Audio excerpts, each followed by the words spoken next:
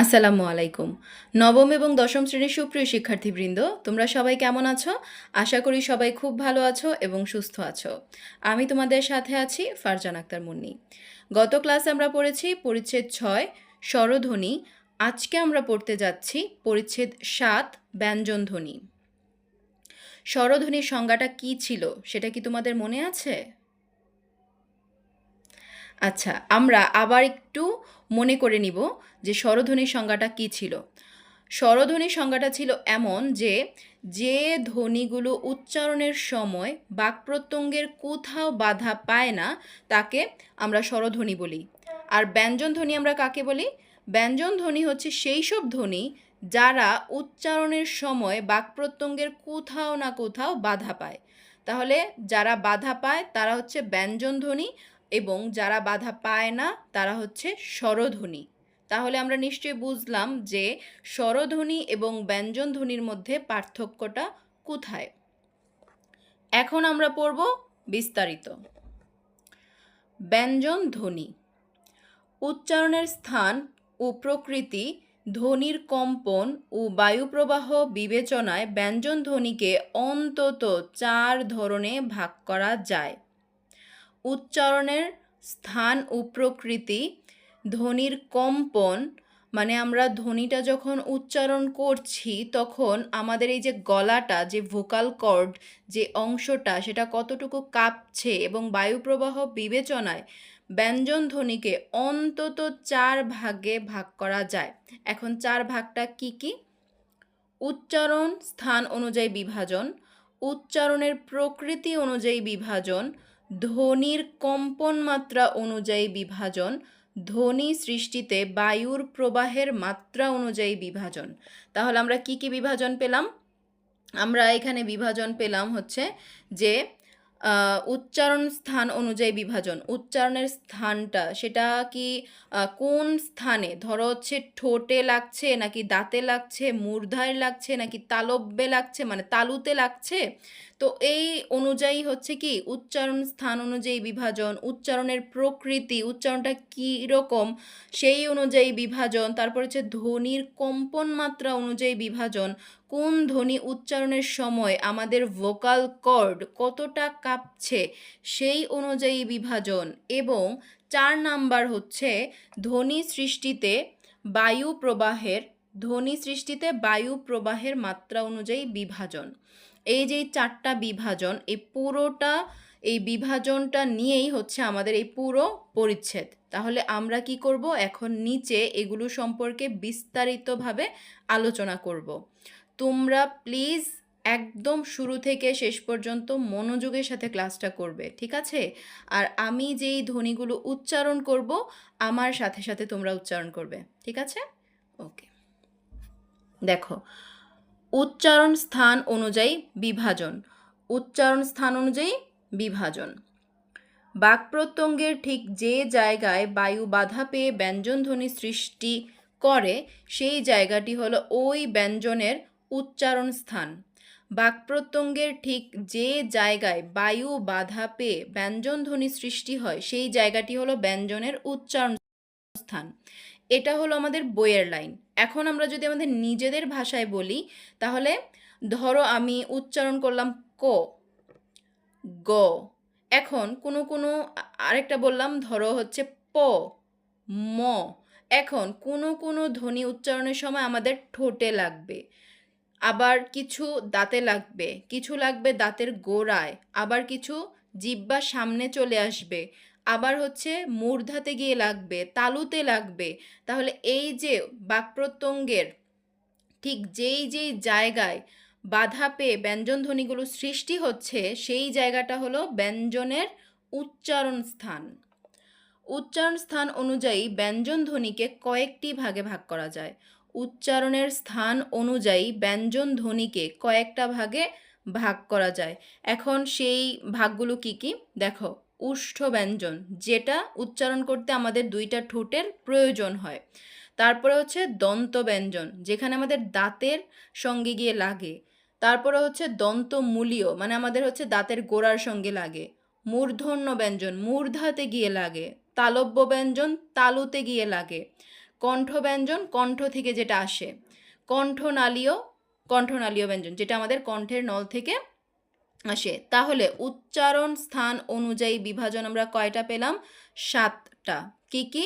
উষ্ঠ, দন্ত, দন্তমূলীয় ব্যঞ্জন, মূর্ধন্য ব্যঞ্জন, তালব্য ব্যঞ্জন, কণ্ঠ ব্যঞ্জন, কণ্ঠনালীয় ব্যঞ্জন। ঠিক আছে, এখন দেখো ব্যঞ্জনধ্বনি উচ্চারণের সময় কোন বাক্প্রত্যঙ্গের অংশগ্রহণ মুখ্য এবং কোন বাক্প্রত্যঙ্গের অংশগ্রহণ গৌণ নিচের সারণীতে তা দেখানো হলো। এখন মুখ্য কি? মুখ্য হচ্ছে প্রধান এবং গৌণ হচ্ছে মানে এত বেশি প্রধান না। ঠিক আছে, কোন বাক্প্রত্যঙ্গের অংশগ্রহণটা আমাদের একদম প্রধান মানে মুখ্য এবং কোন বাক্প্রত্যঙ্গের অংশগ্রহণটা একটু কম যেটা গৌণ নিচের সারণীতে দেখানো হলো। দেখো, ধ্বনি, উষ্ঠ ব্যঞ্জন, মুখ্য বাক্প্রত্যঙ্গ। উষ্ঠ ব্যঞ্জন মুখ্য বাক্প্রত্যঙ্গ মানে হচ্ছে যেটা মেন, সেটা হচ্ছে নিচের ঠোঁট এবং গৌণ হচ্ছে আমাদের উপরের ঠোঁট। এই যে প, ম, এগুলো হচ্ছে কি উষ্ঠ ব্যঞ্জন। তারপরে দেখো দন্ত ব্যঞ্জন, জিভের ডগা। জিভের ডগা মানে জিভের এই যে আমাদের জিভের সামনের অংশটা, উপরের পাটির দাঁত, এটা হচ্ছে গৌণ। আর মুখ্য কোনটা? দন্ত ব্যঞ্জনের সময় মুখ্য হচ্ছে জিভের ডগা, জিভের আগাটা, এটা হচ্ছে কি মুখ্য বাক্প্রত্যঙ্গ। গৌণ হচ্ছে উপরের পাটির দাঁত, আমাদের উপরের পাটির দাঁত। তারপর হচ্ছে দন্তমূলীয় ব্যঞ্জন, এখানে মুখ্য হচ্ছে জিভের ডগা এবং গৌণ হচ্ছে দন্তমূল মানে দাঁতের যে গোড়ার যে মূল যে অংশটা। মূর্ধন্য ব্যঞ্জন, জিভের ডগা, মুখ্য বাক্প্রত্যঙ্গ এবং গৌণ বাক্প্রত্যঙ্গ কোনটা? দন্তমূলের পিছনের উঁচু অংশ হচ্ছে মূর্ধা। আচ্ছা, এখন তালব্য ব্যঞ্জন, জিভের সামনের অংশ, এটা হচ্ছে মুখ্য প্রধান এবং শক্ত তালু। তালু কোনটা?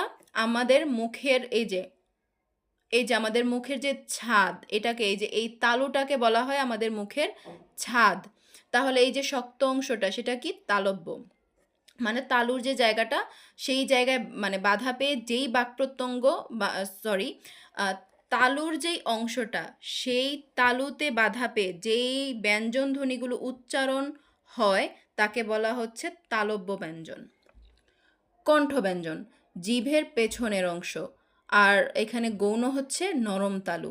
নরম তালু হচ্ছে আমাদের শক্ত তালুর একদম শেষের দিকের অংশটা। কণ্ঠনালীয় ব্যঞ্জন, ধ্বনিদ্বারের দুটি পাল্লা, ধ্বনিদ্বার। আচ্ছা, আমরা এই ছকটা দেখলাম। এখন আমরা দেখব উষ্ঠ ব্যঞ্জন। যেসব ব্যঞ্জনধ্বনি উচ্চারণের সময় ঠোঁট দুটি কাছাকাছি এসে বায়ুপথে বাধা সৃষ্টি করে সেগুলোকে উষ্ঠ ব্যঞ্জন বলে। যেসব ব্যঞ্জনধ্বনি উচ্চারণের সময়ে ঠোঁট দুটি কাছাকাছি এসে বায়ুপথে বাধা সৃষ্টি করে সেগুলোকে বলা হয় উষ্ঠ ব্যঞ্জন। এগুলো আবার কি নামে পরিচিত দেখো, এগুলো দ্বি উষ্ঠ নামেও পরিচিত। দ্বি উষ্ঠ কেন? কারণ হচ্ছে আমাদের এই যে উপরের ঠোঁট নিচের ঠোঁট দুইটারই দরকার হচ্ছে, এজন্য এটা দ্বি উষ্ঠ নামে পরিচিত। দেখো, পাকা, ফল, বাবা, ভাই, মা প্রভৃতি শব্দের প, ফ, ব, ভ, ম উষ্ঠ ব্যঞ্জনধ্বনির উদাহরণ। তোমরা আমার সঙ্গে সঙ্গে উচ্চারণ করো। দেখো, প, ফ, ব, ভ, ম। এই যে আমরা এগুলো উচ্চারণ করলাম, আমাদের কি দরকার হয়েছে? আমাদের এই উপরের ঠোঁট এবং নিচের ঠোঁট। তাহলে এই দুই ঠোঁটের সংমিশ্রণে কি তৈরি হয়েছে? উষ্ঠ ব্যঞ্জন। তোমরা নিশ্চয়ই বুঝতে পেরেছ? ঠিক আছে, এখন আমরা পড়ব হচ্ছে দন্ত ব্যঞ্জন। যেসব ব্যঞ্জনধ্বনি উচ্চারণের সময় জিভের ডগা উপরের পাটির দাঁতে লেগে বায়ুপথে বাধা সৃষ্টি করে তাকে বলে দন্তব্যঞ্জন। তাহলে দন্তব্যঞ্জন কাকে বলে? যেসব ব্যঞ্জনধ্বনি উচ্চারণের সময় জিভের ডগা উপরের পাটির দাঁতের সঙ্গে লেগে বাধা সৃষ্টি করে সেগুলোকে বলে দন্তব্যঞ্জন। দেখো উদাহরণে কি আছে? তাল, থালা, দাদা, ধান প্রভৃতি শব্দের ত, থ, দ, ধ এগুলো কি দন্ত ব্যঞ্জন ধ্বনির উদাহরণ। তোমরা আমার সঙ্গে উচ্চারণ করো তো। তোমরা একটু খেয়াল করবে যে তোমাদের যে জিভের ডগাটা, জিভের একদম যে সামনের অংশটা সেটা কোথায় গিয়ে লাগছে। তোমরা দেখবে যে এটা কিন্তু উপরের পাটির, আমাদের যে উপরের পাটির দাঁত আছে সেখানে গিয়ে কিন্তু লাগছে। দেখো, ত, থ, দ, ধ। তোমরা নিশ্চয়ই বুঝতে পেরেছ যে আমাদের জিভের ডগাটা আমাদের উপরের পাটির দাঁতের সঙ্গে গিয়ে লাগছে। ফলে কি সৃষ্টি হচ্ছে? দন্ত ব্যঞ্জন ধ্বনি সৃষ্টি হচ্ছে। এটা গেল দন্ত ব্যঞ্জন। এখন হচ্ছে দন্তমূলীয় ব্যঞ্জন। যেসব ব্যঞ্জনধ্বনি উচ্চারণের সময় জিভের ডগা উপরের পাটির দাঁতের গোড়ার সঙ্গে লেগে বায়ুপথে বাধা সৃষ্টি করে তাকে দন্তমূলীয় ব্যঞ্জন বলে। দন্তমূলীয় কোনটা? যেসব ব্যঞ্জনধ্বনি উচ্চারণের সময় জিভের ডগা উপরের পাটির দাঁতের গোড়ার সঙ্গে লেগে বায়ুপথে যেটা, সেটা হচ্ছে দন্তমূলীয়। আর যেটা উপরের পাটির দাঁতের সঙ্গে লেগে সৃষ্টি হয় সেটা হচ্ছে শুধু দন্ত। তাহলে তোমরা কিন্তু দুইটাতে প্যাচ লাগাবা না, ওকে?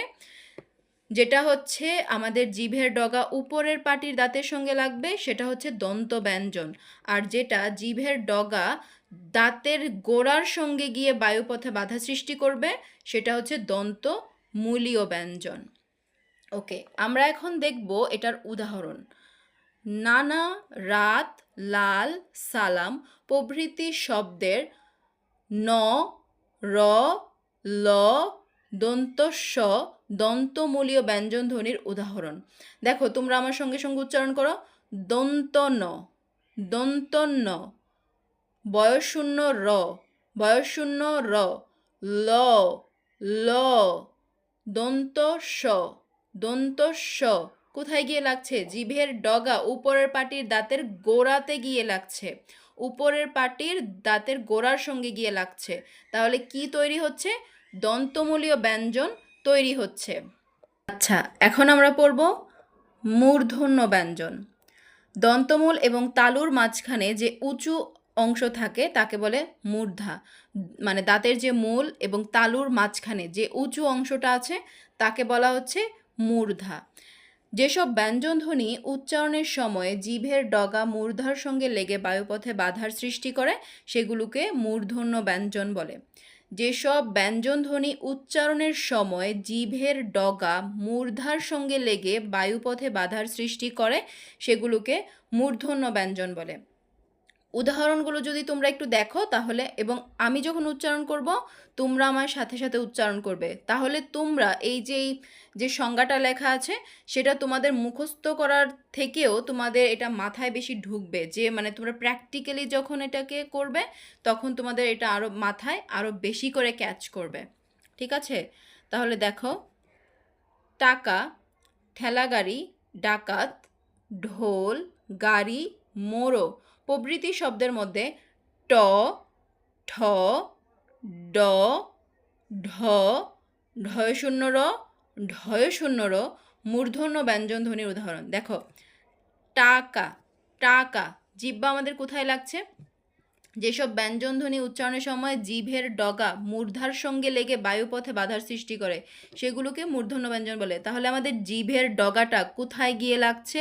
দেখো, টাকা, টাকা উপরে কিন্তু মূর্ধাতে গিয়ে লাগছে, মানে দাঁতের মূল এবং তালুর মাঝখানে যে মূর্ধা যে অংশটা সেখানে গিয়ে লাগছে। টাকা, ঠেলাগাড়ি, ডাকাত, ঢোল, গাড়ি।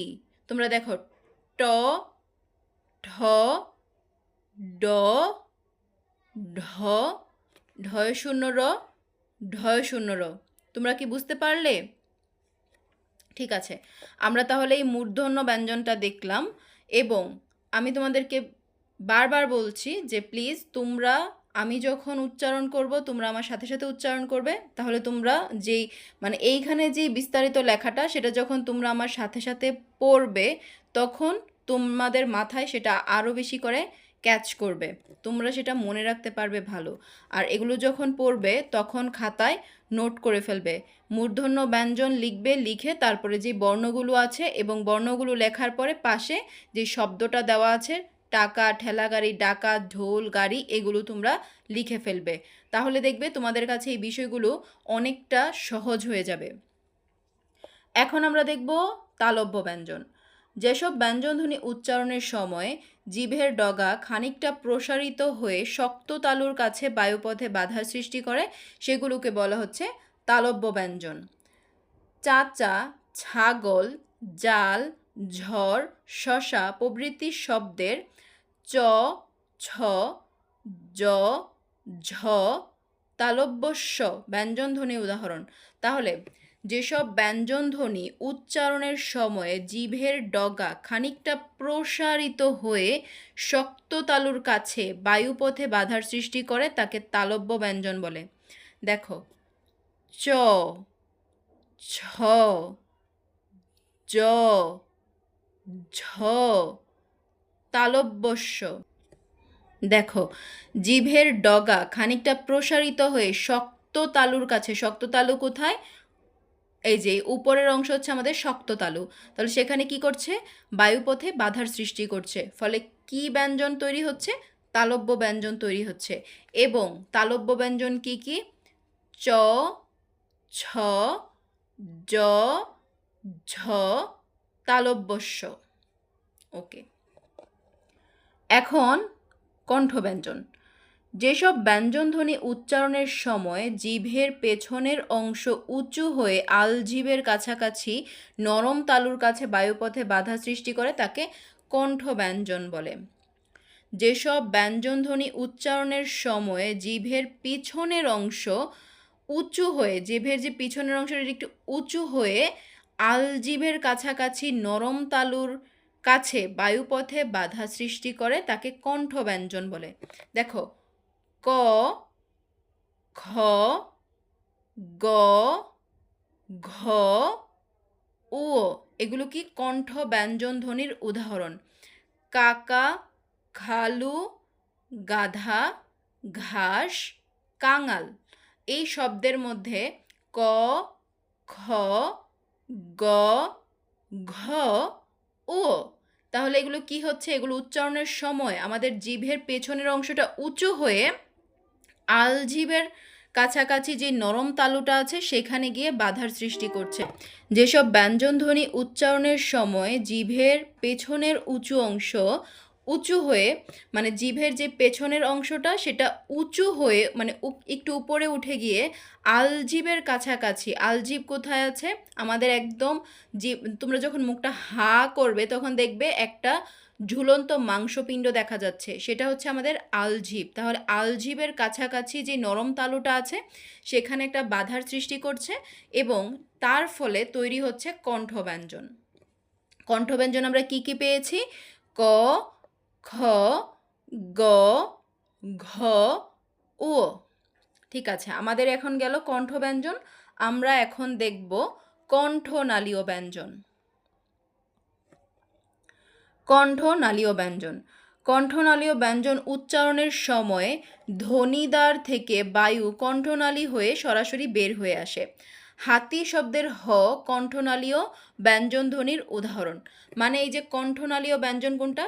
কণ্ঠনালীয় ব্যঞ্জন কি হচ্ছে? উচ্চারণের সময় ধ্বনিদ্বার থেকে বায়ু কণ্ঠনালী হয়ে সরাসরি বের হয়ে আসে।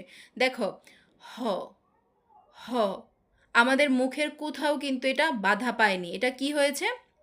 এটা হচ্ছে উচ্চারণের সময় ধ্বনিদ্বার থেকে বায়ুটা সরাসরি বের হয়ে আসছে। তাহলে এটাকে আমরা কি বলবো? কণ্ঠনালী। এবং কণ্ঠনালীতে আমরা কি পেলাম? হ। ঠিক আছে, আমাদের এই অংশটা গেল। এখন হচ্ছে আমরা এতক্ষণ কি দেখেছি? আমরা কিন্তু এতক্ষণ পড়েছি যে উচ্চারণের স্থান অনুযায়ী বিভাজন, উচ্চারণের স্থান অনুযায়ী বিভাজন। এখন আমরা দেখব উচ্চারণের প্রকৃতি অনুযায়ী বিভাজন। উচ্চারণের প্রকৃতি অনুযায়ী বিভাজন।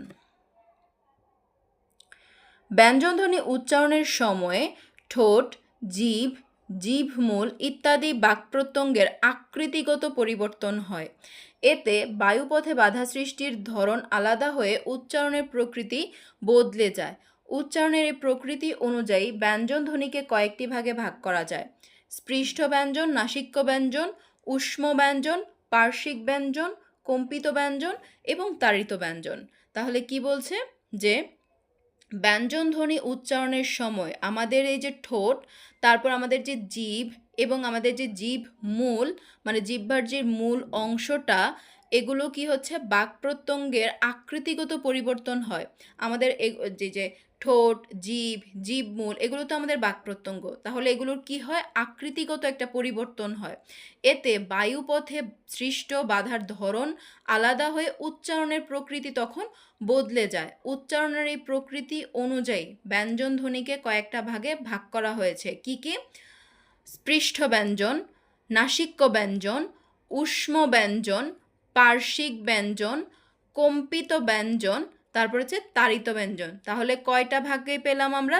6টা ভাগ পেলাম। আমাদের এই নিচের অংশে হচ্ছে এটারই পুরো বিস্তারিত আলোচনা আছে। তাহলে আমরা এই অংশটা দেখে নেব। দেখো, স্পৃষ্ট ব্যঞ্জন।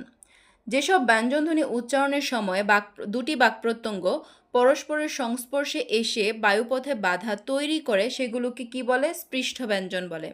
যেসব ব্যঞ্জনধ্বনি উচ্চারণের সময় দুটি বাক্প্রত্যঙ্গ পরস্পরের সংস্পর্শে এসে একটার একটার সংস্পর্শে এসে বায়ুপথে বাধার তৈরি করে সেগুলোকে বলা হচ্ছে স্পৃষ্ট ব্যঞ্জন। এগুলো স্পর্শ ব্যঞ্জন ধ্বনি নামেও পরিচিত। খুবই ইম্পর্ট্যান্ট একটা এমসিকিউ এখানে, যে স্পৃষ্ট ব্যঞ্জন ধ্বনি আর কি নামে পরিচিত? এগুলো আর কি নামে পরিচিত? স্পর্শ ব্যঞ্জন ধ্বনি নামে পরিচিত। ঠিক আছে। পথ, তল, টক, চর, কল শব্দের প, তারপরে ত, ট, চ, ক স্পৃষ্ট ব্যঞ্জন ধ্বনি। উচ্চারণ স্থান অনুযায়ী এগুলোকে কি বলা হচ্ছে? উষ্ঠ স্পৃষ্ট, দন্ত স্পৃষ্ট, মূর্ধা, তালু, কণ্ঠ, এই 5 ভাগে ভাগ করা হয়েছে। দেখো এই যে এই অংশটাতে একদম ক্লিয়ার করে বলা হচ্ছে উষ্ঠ স্পৃষ্ট ব্যঞ্জন কোনটা? যেটা হচ্ছে আমাদের ঠোঁট, এই দুইটা ঠোঁটের সংমিশ্রণে তৈরি হচ্ছে প, ফ, ব, ভ। তাহলে এগুলো কিভাবে তৈরি হচ্ছে? উষ্ঠ স্পৃষ্ট ব্যঞ্জন, মানে আমাদের দুইটা ঠোঁটের সাহায্যে। তারপরে দন্ত স্পৃষ্ট ব্যঞ্জন ত, থ, দ, ধ, মানে দাঁতের সঙ্গে গিয়ে বাধা পেয়ে তারপর এগুলো সৃষ্টি হচ্ছে। তাহলে এটা হচ্ছে দন্ত স্পৃষ্ট ব্যঞ্জন। তারপরে দেখো মূর্ধা স্পৃষ্ট ব্যঞ্জন ট, ঠ, ড, ঢ। এগুলো কি মূর্ধার সঙ্গে জিভের ডগাটা গিয়ে লাগছে, সেজন্য এটা হচ্ছে মূর্ধা স্পৃষ্ট ব্যঞ্জন। তালু স্পৃষ্ট ব্যঞ্জন কোনগুলো? চ, ছ, জ, ঝ। এগুলো তালুতে গিয়ে বাধা পাচ্ছে, জিভটা তালুতে গিয়ে লাগছে, ফলে বাধার সৃষ্টি হচ্ছে এবং বায়ুপথে কি বাধার সৃষ্টি হয়ে ব্যঞ্জন ধ্বনিটা সৃষ্টি হচ্ছে। এবং কি ব্যঞ্জন ধ্বনি? এটা হচ্ছে তালু স্পৃষ্ট ব্যঞ্জন ধ্বনি। তাহলে এগুলো কি কি? চ, ছ, জ, ঝ। তারপর হচ্ছে কণ্ঠ স্পৃষ্ট ব্যঞ্জন ক, খ, গ, ঘ। তাহলে আমরা স্পৃষ্ট ব্যঞ্জন ধ্বনি কি কি পেলাম? উষ্ঠ স্পৃষ্ট ব্যঞ্জন, দন্ত যেটা দাঁতের সঙ্গে লাগে, মূর্ধা যেটা মূর্ধার সঙ্গে লাগে, তালুর সঙ্গে যেটা লাগে সেটা হচ্ছে তালু স্পৃষ্ট ব্যঞ্জন, এবং কণ্ঠ যেটা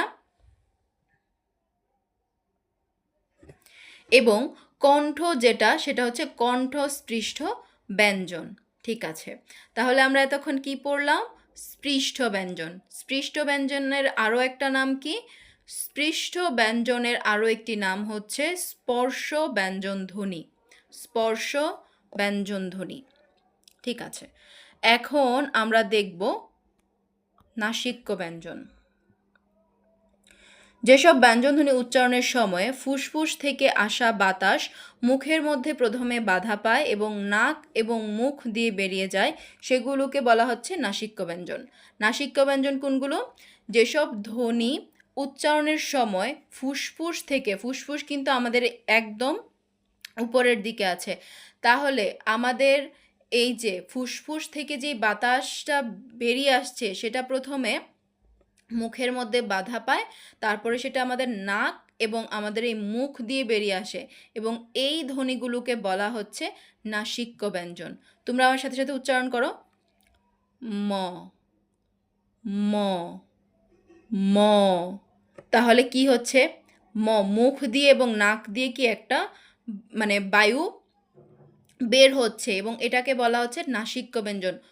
ম, ন, ও, ম, ন, ও। তাহলে এগুলোকে আমরা কি বলবো, নাসিক্য ব্যঞ্জন। এবং এর উদাহরণ কি আছে দেখো, মা নতুন হাঙর, মা নতুন হাঙর। তাহলে তোমরা নিশ্চয়ই দেখতে পাচ্ছ যে আমরা যখন এগুলো উচ্চারণ করছি তখন আমাদের মুখ এবং নাক একই সঙ্গে কিন্তু মানে ব্যবহার হচ্ছে।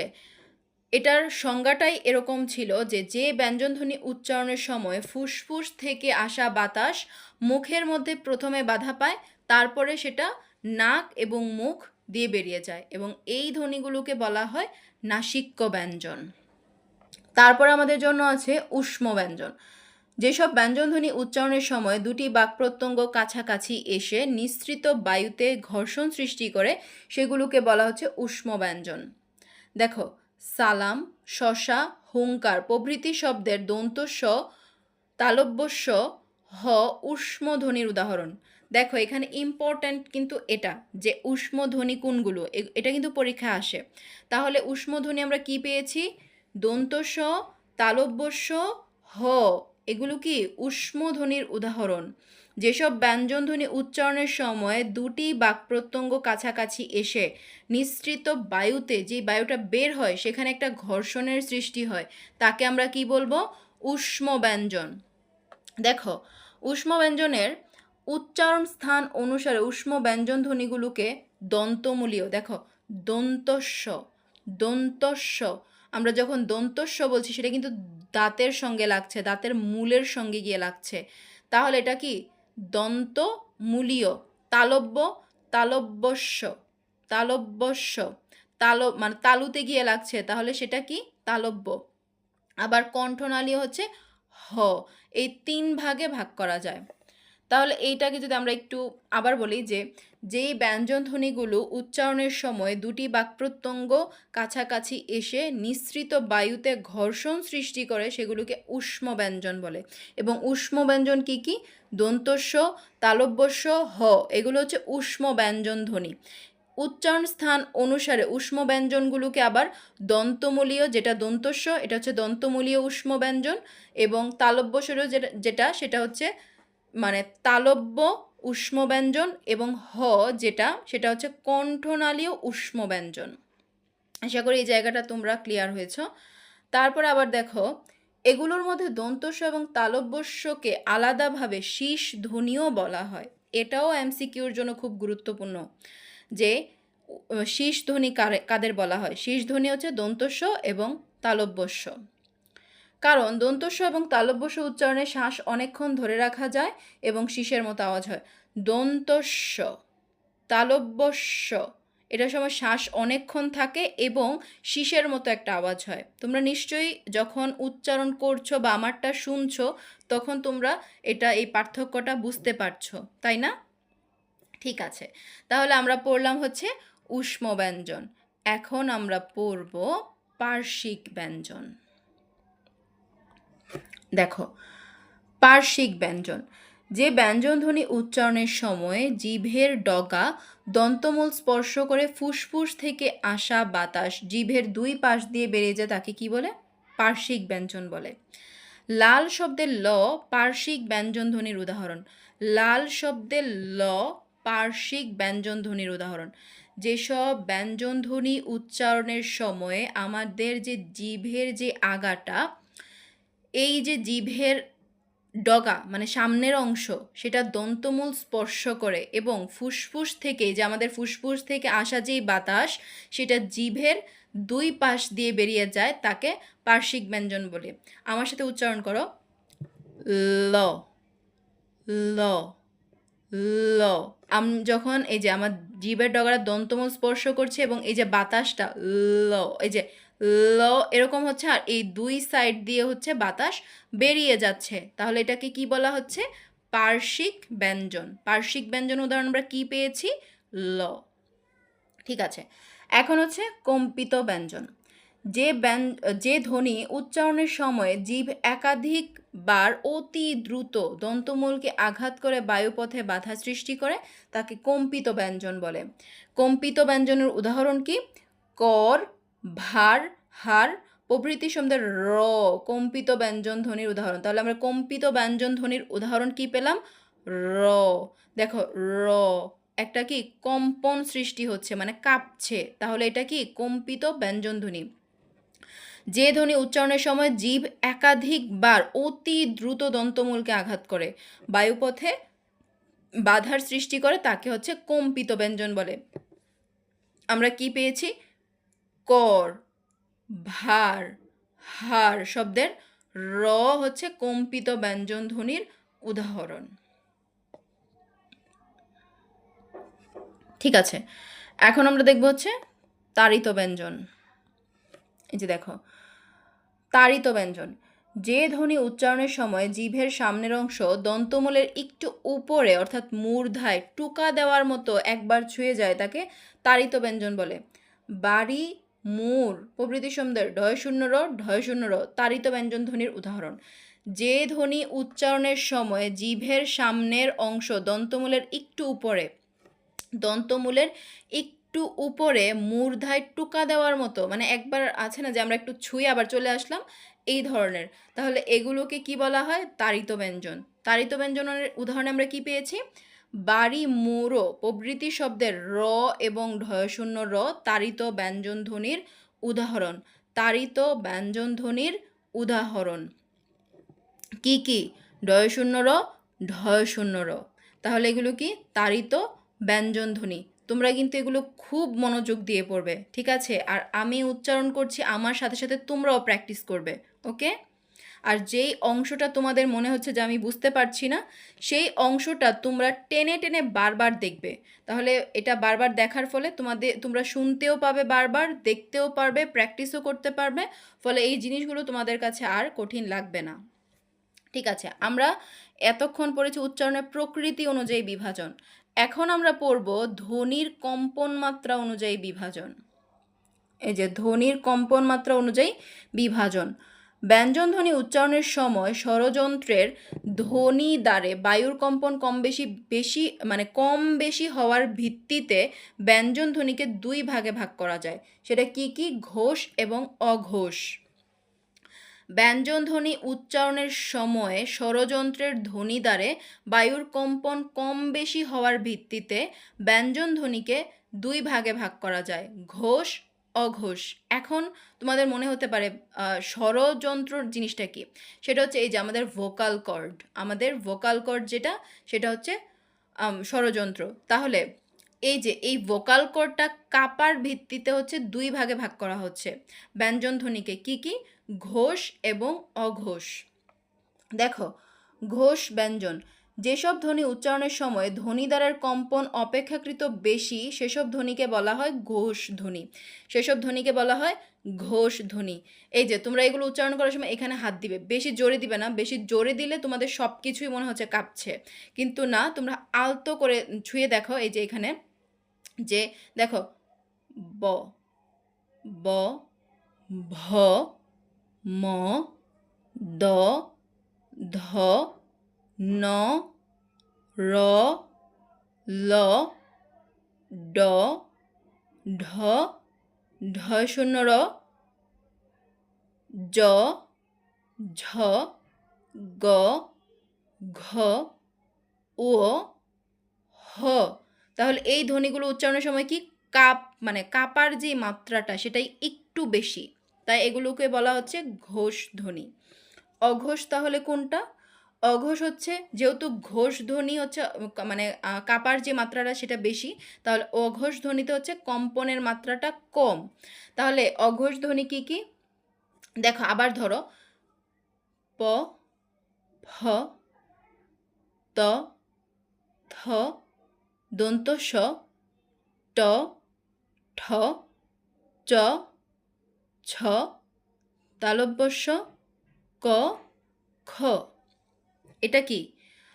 প্রথমটা আমরা যখন ঘোষ ব্যঞ্জন উচ্চারণ করেছি, প্র্যাকটিস করেছি, তখন কিন্তু আমাদের মনে হয়েছে এটা বেশি কাঁপছে, মানে একটু বেশি কাঁপছে। আবার অঘোষ ধ্বনি হচ্ছে ঘোষের থেকে কম কাঁপছে। তাহলে যেসব ধ্বনি উচ্চারণের সময় ধ্বনি দ্বারে কম্পনের অপেক্ষাকৃত বেশি, হ্যাঁ কম্পনটা বেশি হবে, সেটা হচ্ছে ঘোষ ব্যঞ্জন, এবং যার কম্পনটা কম তাকে বলা হচ্ছে অঘোষ ধ্বনি। তোমরা যখন মানে এই যে এই অংশটাতে ধ্বনি দ্বারা যখন ধরবে, তখন তোমরা কিন্তু চাপ দিয়ে ধরবে না। চাপ দিয়ে ধরলে মনে হবে কি সবই কাঁপছে। একটু আলতো করে ধরবে, তারপরেই তোমরা এটা পার্থক্যটা বুঝতে পারবে। এবং এই যে ঘোষ এবং অঘোষ ব্যঞ্জনের যেই উদাহরণগুলো, এগুলো কিন্তু খুব ইম্পর্ট্যান্ট। এটা কিন্তু তোমাদের এখন লাগবে, পরেও লাগবে, তাই এটা খাতায় নোট করে নেবে। ঠিক আছে, এখন আমরা দেখব 4, ধ্বনি সৃষ্টিতে বায়ুর প্রবাহ অনুযায়ী বিভাজন। ব্যঞ্জন ধ্বনি উচ্চারণের সময় বায়ু প্রবাহের বেগ কম বেশি হওয়ার ভিত্তিতে ব্যঞ্জন ধ্বনিকে 2 ভাগে ভাগ করা যায়। একটা কি অল্প প্রাণ এবং মহাপ্রাণ। উচ্চারণের সময় বায়ু প্রবাহের বেগ, মানে বায়ু প্রবাহের যে মাত্রাটা সেটা কম নাকি বেশি, এটার ভিত্তিতে ব্যঞ্জন ধ্বনিকে আবার 2 ভাগে ভাগ করা হচ্ছে। সেগুলো কি কি? সেগুলো হচ্ছে অল্প প্রাণ এবং মহাপ্রাণ। আমরা দেখব যে অল্প প্রাণ ব্যঞ্জন, যেসব ধ্বনি উচ্চারণের সময় ফুসফুস থেকে নির্গত বায়ু প্রবাহের মাত্রা অপেক্ষাকৃত কম, সেগুলোকে বলা হয় অল্প প্রাণ ধ্বনি। যেসব ধ্বনি উচ্চারণের সময় ফুসফুস থেকে যে নির্গত যেই বায়ু প্রবাহের মাত্রা সেটা হচ্ছে অপেক্ষাকৃত কি কম, তাহলে সেগুলোকে বলা হচ্ছে অল্প প্রাণ ধ্বনি। অল্প প্রাণ ধ্বনি কি কি? প, ব, ত, দ, দন্ত স, ট, ড, ঢয় শূন্য র, চ, বর্গীয় জ, তালব্য স, ক, গ। তাহলে তোমরা দেখতেই পাচ্ছ এখানে বায়ু প্রবাহের মাত্রাটা কিন্তু অপেক্ষাকৃত কম, সেগুলোকে বলা হচ্ছে কি অল্প প্রাণ ধ্বনি। এবং মহাপ্রাণ ধ্বনি কি বলা হচ্ছে? সেসব ধ্বনি উচ্চারণের সময় ফুসফুস থেকে নির্গত বায়ুপ্রবাহ অপেক্ষাকৃত বেশি, সেগুলোকে বলা হচ্ছে মহাপ্রাণ ধ্বনি। তাহলে আমরা কি পেলাম? যে অল্প প্রাণে হচ্ছে কি বায়ু প্রবাহের মাত্রাটা কম, এবং মহাপ্রাণে বায়ু প্রবাহের মাত্রাটা অপেক্ষাকৃত বেশি। তাহলে আমরা এখন দেখব যে মহাপ্রাণের উদাহরণে কি আছে। দেখো, তোমরা আরেকটা করতে পারো, এই যে তোমাদের এই যে আঙ্গুলগুলো মুখের সামনে দিতে পারবে, তাহলে তোমরা বুঝবে অল্প প্রাণে কোনটা, মহাপ্রাণ কোনটা, কোনটাতে বাতাস বেশি আসছে, কোনটাতে কম আসছে। দেখো, ফ, ভ, থ, ধ, ঠ, ঢ, ঢয় শূন্য র, ছ, ঝ, খ, ঘ, হ, এগুলো কি মহাপ্রাণ। এখানে বায়ু প্রবাহের মাত্রাটা কি অপেক্ষাকৃত বেশি, তাহলে এটা হচ্ছে মহাপ্রাণ। আর অল্প প্রাণ কি? অল্প প্রাণ হচ্ছে যেসব ধ্বনি উচ্চারণের সময় ফুসফুস থেকে নির্গত বায়ু প্রবাহের মাত্রা অপেক্ষাকৃত কম। প, ফ, প, অল্প প্রাণেরটা দেখো, প, ব, ত, দ, দন্ত স, ক, গ। দেখেছ এখানে কিন্তু বায়ুপ্রবাহের মাত্রাটা অপেক্ষাকৃত কম, আর মহাপ্রাণে অপেক্ষাকৃত বেশি। ঠিক আছে, আমরা আজকে কি কি পড়লাম আমরা আরেকটু সংক্ষেপে রিক্যাপ করে নেব, তারপর আমরা অনুশীলনীগুলো সলভ করব। দেখো, আজকে আমরা পড়লাম ব্যঞ্জনধ্বনি। ব্যঞ্জনধ্বনির উচ্চারণ স্থান অনুযায়ী বিভাজন আমরা পেয়েছি 7টা ভাগ। উষ্ঠব্যঞ্জন, দন্তব্যঞ্জন, দন্তমূলীয়, মূর্ধন্য, তালব্য, কণ্ঠ, কণ্ঠনালীয় ব্যঞ্জন। এই 7টা ভাগ আমরা পেয়েছি কিভাবে? উচ্চারণের স্থান অনুযায়ী। তারপর আমরা কি পেয়েছি? উচ্চারণের প্রকৃতি অনুযায়ী বিভাজন, যেখানে কি বাক্প্রত্যঙ্গের আকৃতিগত পরিবর্তন হয়। তো এখানে আমরা কি কি পেয়েছি? এখানে কিন্তু আমরা পেয়েছি স্পৃষ্ট ব্যঞ্জন, নাসিক্য ব্যঞ্জন, উষ্ম ব্যঞ্জন, পার্শ্বিক ব্যঞ্জন, কম্পিত ব্যঞ্জন, তাড়িত ব্যঞ্জন। এটা আমরা কোথায় পেয়েছি? উচ্চারণের প্রকৃতি অনুযায়ী। ঠিক আছে, এখানে আমরা এটা পেয়েছি। এখন 3 যখন ধ্বনির কম্পন মাত্রা অনুযায়ী বিভাজন পড়েছি, এখানে আমরা 2টা ভাগ পেয়েছি। কি কি? ঘোষ এবং অঘোষ। আবার ধ্বনি সৃষ্টিতে, মানে যেটা 4 নং, ধ্বনি সৃষ্টিতে বায়ুর প্রবাহ অনুযায়ী বিভাজন, সেখানেও আমরা 2টা ভাগ পেয়েছি। কি কি? অল্প প্রাণ ব্যঞ্জন এবং মহাপ্রাণ ব্যঞ্জন। ঠিক আছে, আমরা ক্লাসটা সংক্ষেপে আবার একটু দেখে নিলাম। এখন আমরা সলভ করব অনুশীলনী। আমার বিশ্বাস তোমরা যারা ক্লাসটা মনোযোগের সাথে দেখেছো, শুনেছো এবং আমার সাথে সাথে প্র্যাকটিস করেছো, তোমরা এই অনুশীলনীর অনেকগুলো প্রশ্নই উত্তর করতে পারবে। তাহলে আমরা প্রথম প্রশ্নতে চলে যাব। ঠিক আছে, চলো। দেখো, প্রথম প্রশ্ন, বাক্প্রত্যঙ্গের ঠিক যে জায়গায় বাতাস বাধা পেয়ে ব্যঞ্জন ধ্বনি সৃষ্টি হয় সেই জায়গাটি হলো কি?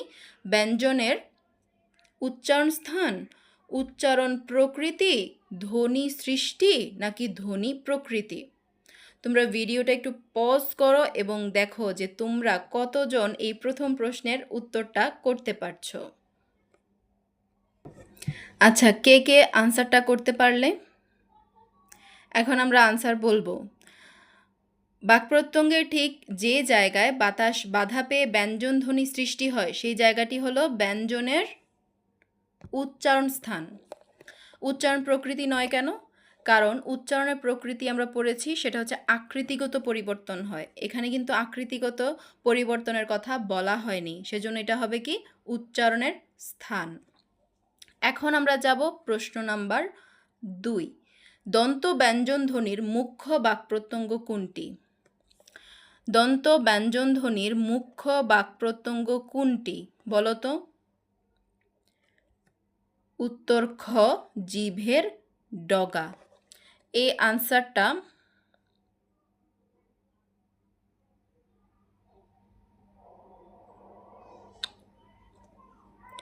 আচ্ছা, 2 নাম্বার প্রশ্নটা সেটা কোত্থেকে এসেছে সেটা আমরা এখন দেখব। এটা কিন্তু আমরা পড়ে এসেছি। এই যে দেখো, তোমরা নিশ্চয়ই স্ক্রিনটা দেখতে পাচ্ছ।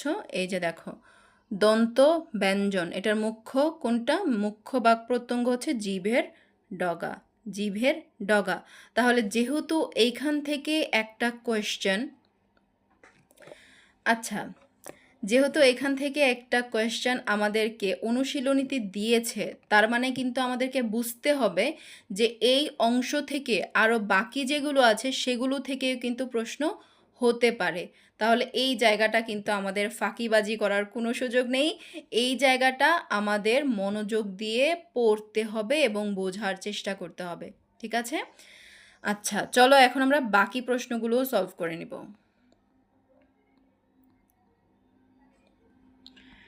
দেখো, আমরা 2টা সলভ করেছি, এখন আমরা পড়ব 3। কোন ব্যঞ্জনধ্বনি উচ্চারণের সময় জিভের ডগা উপরের পাটির দাঁতের গোড়ার সঙ্গে লেগে বায়ুপথে বাধা সৃষ্টি করে?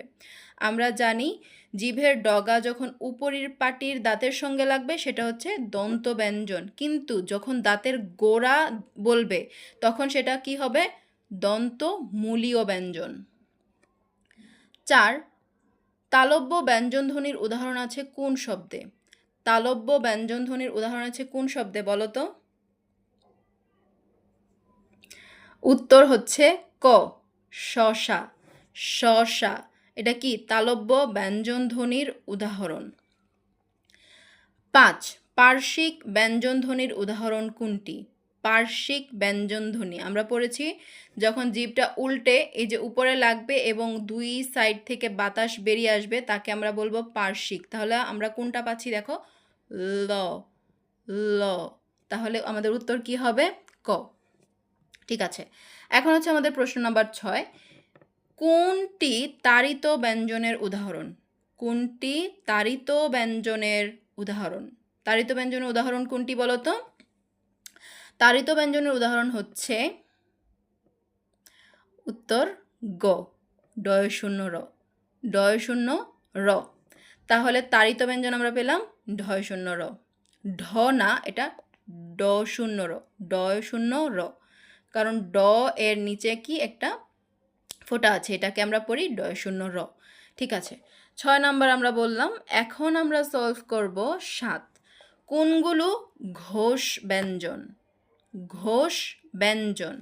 আচ্ছা, ঘোষ ব্যঞ্জন আমরা কি কি দেখেছি দেখো তো।